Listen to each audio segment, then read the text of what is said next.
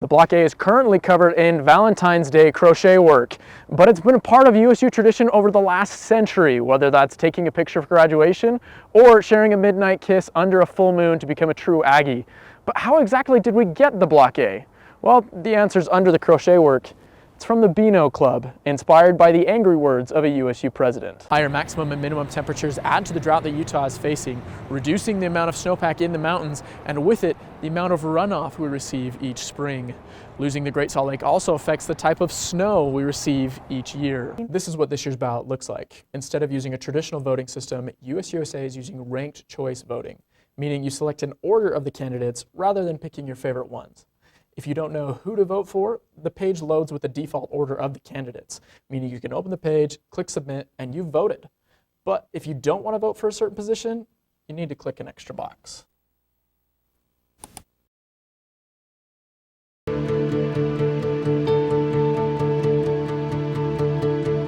We're at a construction site where developers are building homes. Verl Johansen joins us. He found out how construction affects life in the valley.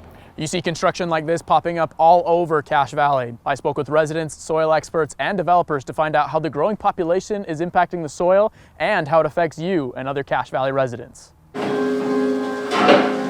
Katie and Sean Johnson have lived in Cache Valley since 2006. They both went to USU in the mid-90s. I've lived in Cache Valley since 2006, December. Part of the reason we loved it here because there was open land space. Sean grew up in Cache Valley. Since moving back to Nibley, he says that open space is disappearing. Well, all these homes were being built on farmland. Homes were going up everywhere. I keep saying, I wish I had a lot of money to buy some of this land so it could stay open. Nibley is still growing. So Nibley was that street, Hollow Road, one street behind them, and Main Street, and like there are two more streets. None of this here existed. This was all farmland. It's hard enough for residents to see farmland like this torn up, but how do farmers deal with the impact? Curtis Marble has been working his family farm since he graduated high school. Farming is the greatest occupation in the world. You'll never end up on the front pages of Forbes magazine farming. But who was it that said, if you love what you do, you'll never work a day in your life?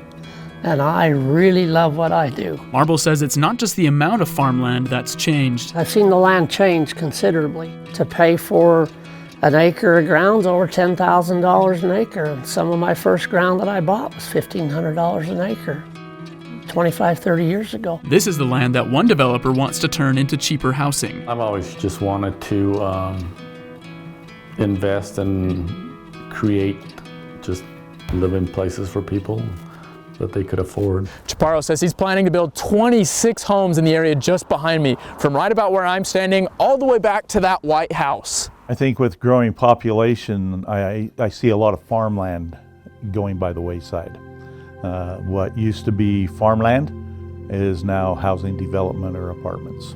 You definitely see we now become an asphalt farm instead of a farming farm. Lolly says more homes typically means more yards, but not everyone knows how to care for the land. The different fertilizers people use, and that causes phosphorus pollution if it's not done properly. Lolly says some people put too much fertilizer on their yards, causing some of the fertilizer to get into the water table. He says while some people are trying to avoid this, people, they don't care. You're always going to have that type of person that thinks they know better than you do. And they're not going to try and learn to take care of the land. As the valley continues to grow, residents like the Johnsons hope it doesn't lose more of what drew them here. It used to be pretty, just lots of fields. I'm not opposed to people moving here, and there are lots of good people here, and our house is on what used to be farmland, so, and I'm happy for that, but I don't like to see it all just packed in and just how much can we put in. The Johnsons say a lot has changed since they were at school here, and the valley is growing faster than ever. So do you think that people notice the farmland disappearing here in the valley? I think if you didn't grow up on a farm, you may not notice it, especially if you haven't been living here for a long time. Thanks, Verl. 800 Block Apartments is finally open. You may know them for canceling leases for the last 2 years. Verl Johansen shows you how they're changing that reputation. The largest room that we have. These students are touring 800-block apartments.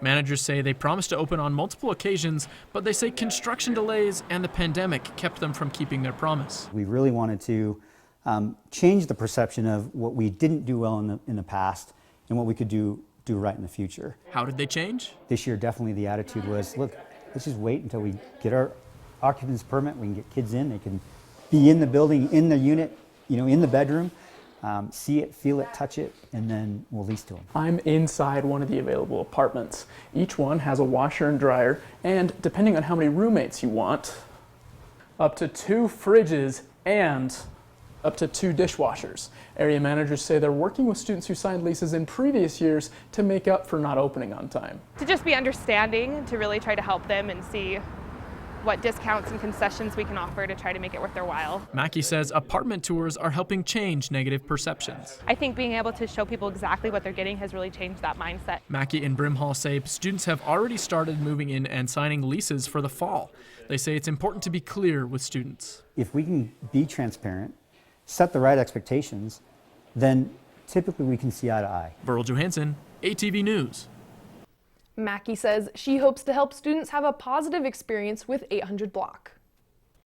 Over 50 years ago, President Nixon signed Title IX, providing equal opportunities for women in college athletics. Verl Johansen shows us how USU celebrated the occasion and what they're doing to provide more opportunities to female athletes. Applause filled the Russell Wanless Performance Hall as Utah State inducted the 2023 Hall of Fame class, a group unlike any other. For the first time, we are honored to induct an all-women's class into our Hall of Fame. The class included gymnast Tana Call-Davis, soccer's Chantel Flannery, hammer thrower Krista Larson-Duplessis, basketball's Jerry McGahan, volleyball's Danae Molman-Pruden, softball's Christine Thompson, and Marilyn Weiss, USU's director of women's athletics from 1975 to 1981. Weiss says a lot has changed since she was at Utah State 42 years ago. Those athletes at the time wish they could have had the experiences that these athletes had tonight. Here in Special Collections, I learned that before President Nixon signed Title IX in 1972, USU women's volleyball qualified for a national tournament in 1971, but struggled to get the funds necessary to travel. After the Title IX passed, that funding was easier to come by.